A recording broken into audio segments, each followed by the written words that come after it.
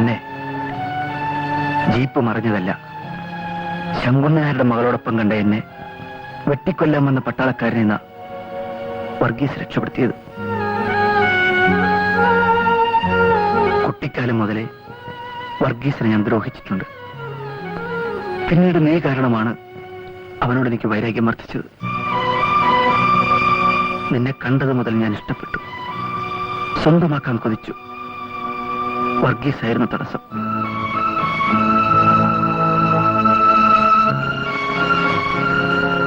ഒടുവിൽ നിന്നെ കെട്ടിക്കൊണ്ടുവന്നിട്ടും മനസ്സാലെ നീ ഒരിക്കലും എനിക്ക് വഴങ്ങിയിട്ടില്ലെന്ന് തോന്നി.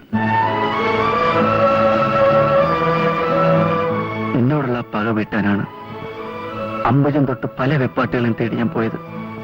ഇതൊക്കെ ഇപ്പോഴും എന്നോട് എന്തിനാ പറയുന്നത്? വർഗീസ് ചേട്ടൻ ഞാൻ ഇഷ്ടപ്പെട്ടിരുന്ന നേരാണ്.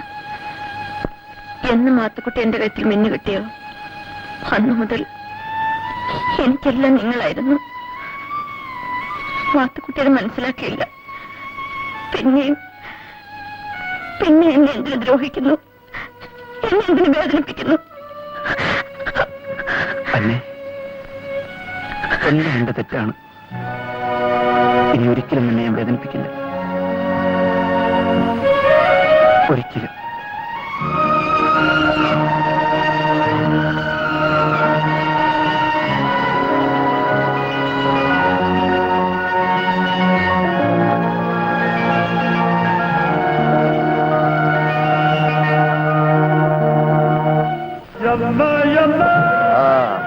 അസ്സലാമലൈക്കും. വലൈക്കും അസ്സലാം. സാദർ കുത്തിരിക്ക്. നമ്മൾ ഇവിടെ ഇരുന്നോളാം. നമ്മളെ വിളിച്ച ഔത്തുള്ള കുളമ്പിക്കലും നിർത്താൻ പറ. സുലൈമാനെ ബാപ്പ നിർത്താൻ പറയൂ, ചെവി തലങ്ങേക്കട്ടെ.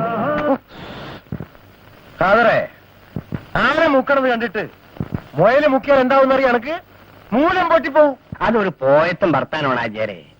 ആനയായാലും മുയലായാലും അവരവരുടെ ശക്തിക്കൊത്തല്ലേ മുക്കുക, അപ്പൊ പൊട്ടൂല. അത്തോലുണ്ടാണോ എന്റെ മോക്ക് പിയാപ്പിളയായിട്ട് എന്റെ മോനെ ചെയ്യേണ്ടത്? അത് ആചാര്യം മോനോട് ചോദിക്കും. ഞാൻ എന്റെ മോക്ക് പുയ്യാപ്പിള തേടി ഇവിടെ വന്നിട്ടില്ല. മോതളകിയ പശുവിന് കൂട്ടിനെ തേടും പോലെ മോനെ കയറുകൂടി ഇവിടെ നമുക്ക് ഈ ചെയ്ത്. അതേ പേരിൽ ഞാൻ നിങ്ങളെ മടക്കി വിളിക്കൂല. നിങ്ങളൊരു ആചാരായിപ്പോയി. കട്ടട്ടും കണ്ടവന്റെ പിടിച്ചു പറിച്ചും ഞാൻ ജീവിച്ചിട്ടില്ല. രാപകലും നയിച്ചാണ് ഞാൻ എന്റെ മോളെ പോറ്റിയത്. ചാലക്കാണ്ട് ഇറങ്ങിപ്പോടാ. ബാപ്പാ,